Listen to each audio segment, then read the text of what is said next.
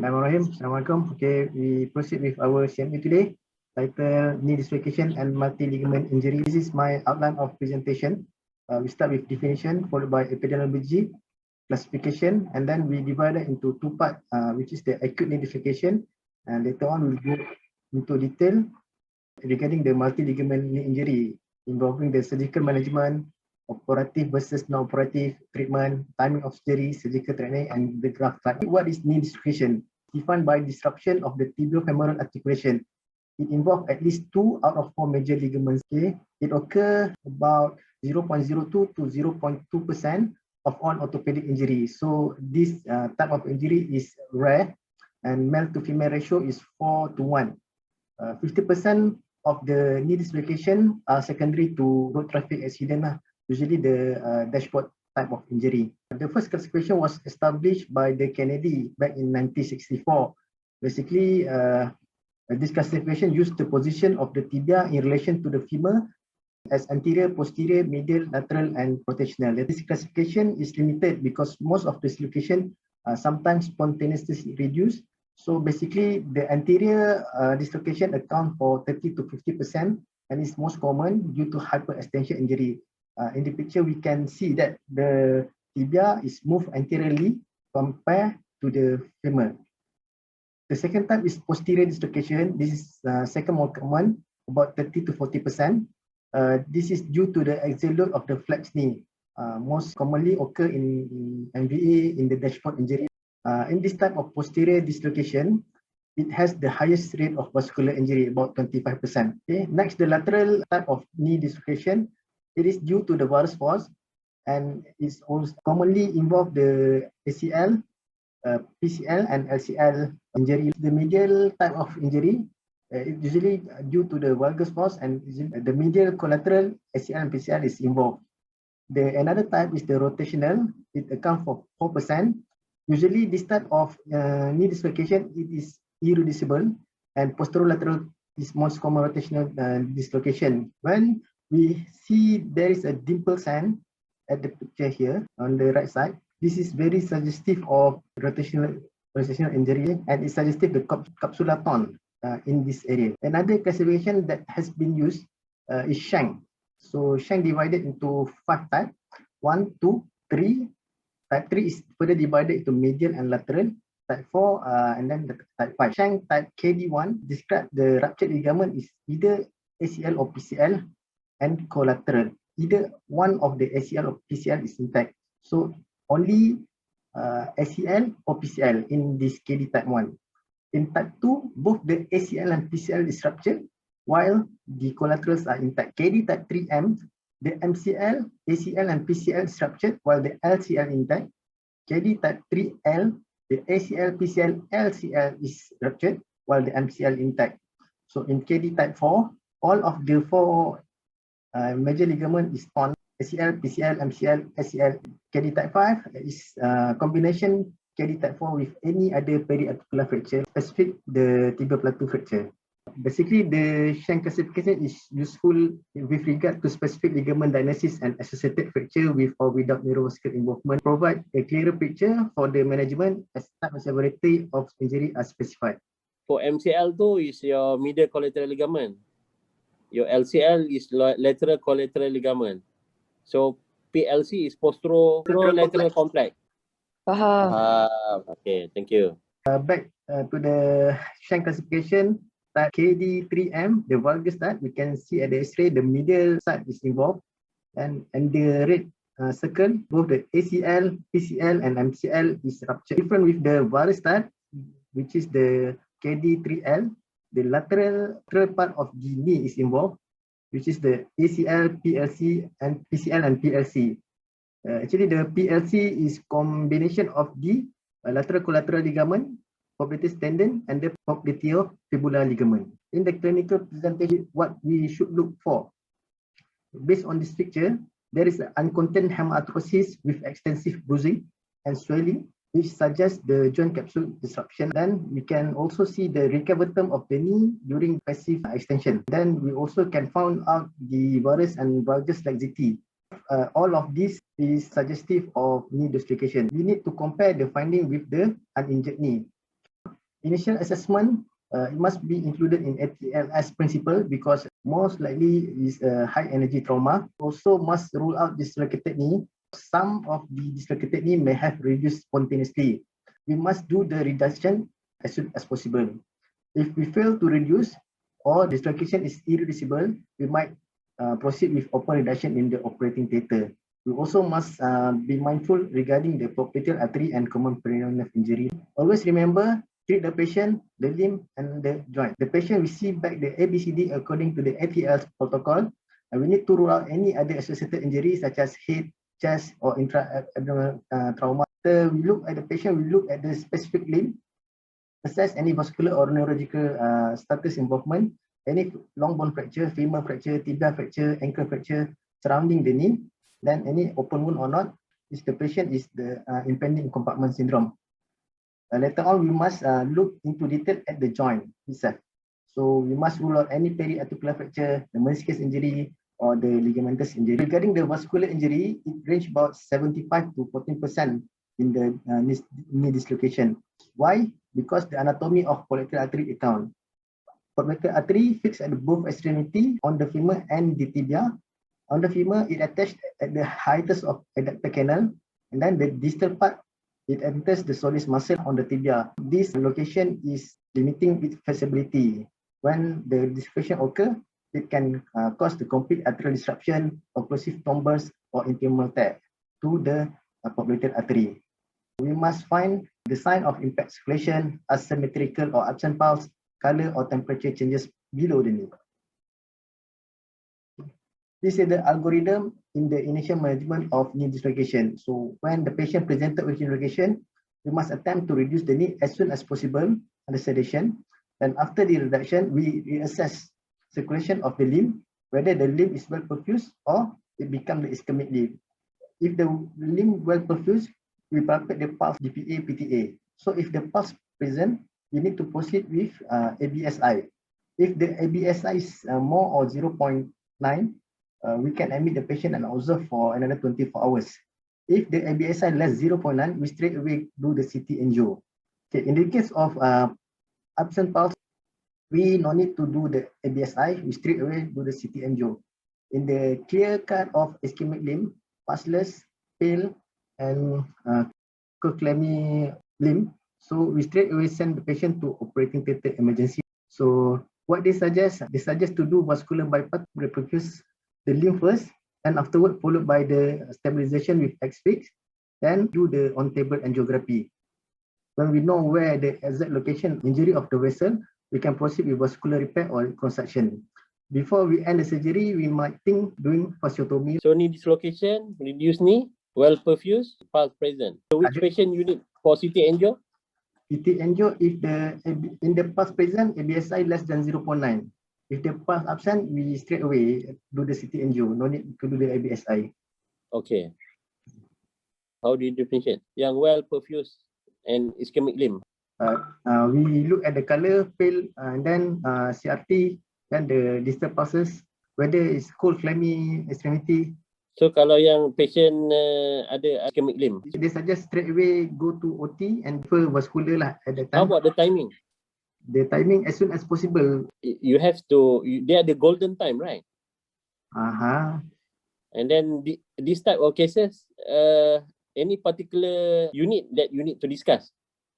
Vascular lah. So you have to involve the vascular surgeon, kan? Yes. Kalau this one, the time frame selalu how many hours they talk about ni? Less than 12 hours kalau warm type injury kan. They ada warm and cold ischemic time kan. The ischemic time we call it.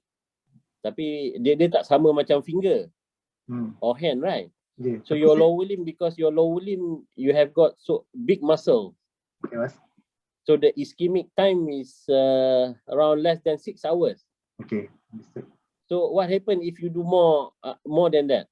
If you reperfuse after you pass the ischemic time. Reperfusion syndrome, boss. What is reperfusion syndrome? Reperfusion syndrome when the because the cell is already dead, so it produces toxic material. So when we reperfuse, the toxic material come back to the circulation lah. So what happened in ischemic limb? What do you mean by reperfusion syndrome? The return of toxic component to the blood circulation. Not sure. So ischemic muscle dia akan lysis, rhabdomyolysis, so dia akan menyebabkan all these toxic kan, the oxidase, the cytokines, right? in the so the muscle break down lah, because they don't have the oxygen. So when you reperfuse post the ischemic time, so what happen, patient might end up with multi-organ failure. Okay. So all these cytokine akan attack the major organ in the patient. So the timing is very important, right? Yeah, mas. Vascular team, when you are facing with vascular injury problem in fracture patient. Pernah. So what usually they ask you? What classification usually they ask you? Rutherford pasal. Apa? Rutherford. Rutherford classification, right? Dia based on apa? This one you kena tahu lah. And then the time frame is quite important. Kalau nak tengok apa dia punya carta aliran ni lah. Okay, Firdaus, continue. Acute ischemia require rapid revascularization. Delay will affect the outcome lah. So residual amputation rate post surgery is about 10%. In case of delay more than 8 hours, amputation rate have been reported to reach 86%, which is high. And then gold standard to establish the arterial injury is doing the angiogram. Doing the angiogram on table has been reported to save about 3 hours lah. So that's why in the previous algorithm they advocate when we suspect arterial injury, we straight away send the patient to the OT lah to save the time. It also reported neurological injury in regards of the knee dislocation. The incidence is between 14% to 25%. In disruption of PCL and PLC, the incidence of peroneal nerve injury may be as high as 45%, and because of the traction along the posterior aspect of lateral femoral condyle lah. So the recovery is reported about 65%, and we need to consider nerve grafting or tendon transfer. Is spontaneous recovery fail after 6 months. There is a study about operative versus non-operative in knee circulation. Basically, non-operative management result in inferior outcome. So they discuss about the operative and versus non-operative management. The recent literature show considerable benefit from surgical treatment, and recent systematic review also found significant better in IKDC score, higher rate of return to work and return to sport for patient following surgery. There is a few study by Wong, Reyes, Richter, and Detman. In the operative group patient, they found out the IKDC and nice home score is better than the timing of surgery. Acute, stage and repair. Acute basically about 1 to 3 weeks post injury, because we need to delay to allow capsular healing, and it recommended to prevent quick stabilization during the arthroscopy procedure. And the acute surgery sometimes carries the risk of arthroplasty and knee stiffness. Suggest for stage repair or reconstruction. During the first presentation, we repair the MCL and or ACL first. Later, after the rehab and the patient gain the full range of motion, only we proceed with the ACL and or PCL reconstruction.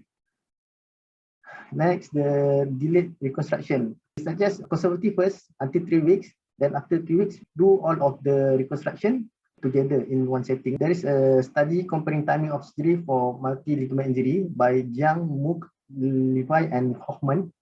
They found out the stage surgery is better outcome. So they repair the extra articular ligament first. They repair MCL or LCL first, and then they send patient to rehab. After the patient gain full range of motion, then only they proceed with the ACL and PCL. How long the gap? 3 weeks. So banyaknya study 3 weeks. After that, they go in and do the ACL and PCL lah. Yes, Mas. Okay. Yang acute tu, they also suggest to do 1 week after the injuries. During the first presentation, we do the vascular repair, then we put on a strips. After 1 week, itu yang saya nak tanya. Maksudnya dia repair the vascular, and then dia letak the external fixator kan? Betul, Mas. Okay. So after the X-fix, we wait for 1 week to the soft tissue, some kind of remodeling. Then later we do the ligamentous punya procedure. Cepat lah, 1 week After 1 week. Very fast. Okay. Next, they also study regarding the repair versus reconstruction. In general, if less than 3 weeks, acutely we can repair. If more than 3 weeks, we proceed with reconstruction. The reconstruction is better compared to repair. So this one for both. Sama juga. Contoh your MCL and LCL, of course, if you do primary, okay, in acute injury. Tapi how about your ACL, PCL? ACL dengan PCL reconstruction was. Reconstruction lah. Dengan PLC pun they suggest for reconstruction. Not for direct repair. Not for direct repair. This one you're talking repair, you're talking about the extra-articular ligament lah. Yes, boss. Your MCL and LCL lah. Okay. As I said before, in single ligament injury, ACL, PCL reconstruction is superior. However, in multi-ligament injury, no significant different outcome score to reconstruction versus repair. In multi-ligament knee injury, it has higher rate of flexion loss, posterior sag, and inability to return to pre-injury activity. They advocate early repair of avulsed structure combined with acute reconstruction at the same setting. Yang ni kalau ada avulsion head of fibula concomitant with the ligament procedure. Actually, the graft type and the choose of the graft is depend on number of ligament require reconstruction, the graft availability, and the surgeon preference. From the study, no one combination of graft type has been shown to be superior to any other of multiple ligament reconstruction. And frequently use ipsilateral autologous hamstring. And sometimes they also use the contralateral hamstring. The damaged MCL should be repaired if the knee is unstable. There is a paper by Kovacevic shows satisfactory outcome for both MCL repair and reconstruction. If there is a mixed substance of MCL, we might think of augmentation. In combine of ACL and MCL injury, conservative treatment of MCL with ACL reconstruction has been shown to provide good outcome. The lateral structure, the posterolateral corner, repair have higher failure rate compared to reconstruction. Gislin reported 38% failure rate in acute PLC repair. So in PLC, we have two methods, which is the non-anatomical and anatomical. The non-anatomical, basically the Lassen procedure and fibula sling with two femoral tunnel. The anatomical reconstruction is described by Laprade procedure, which is more complex procedure. However, there is no data showing which one is better. They're still doing the data collection. Conclusion, the knee dislocation is a serious injury with significant neurovascular compromise. A high index of suspicion, appropriate clinical examination, and early investigation are key in the diagnosis of accelerated limb threatening injury. Early and appropriate surgical intervention leads to improved outcome in comparison with non-operative management. This is my main reference.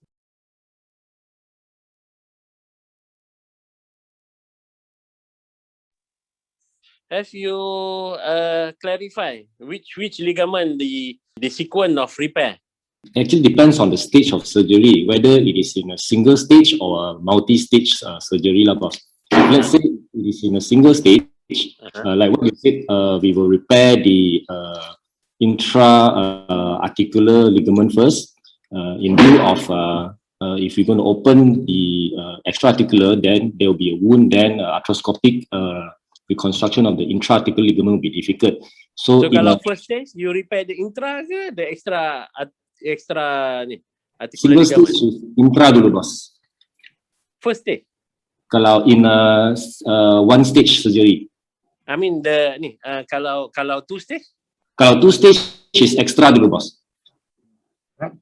I mean tadi apa yang Firdaus present tadi is two stage.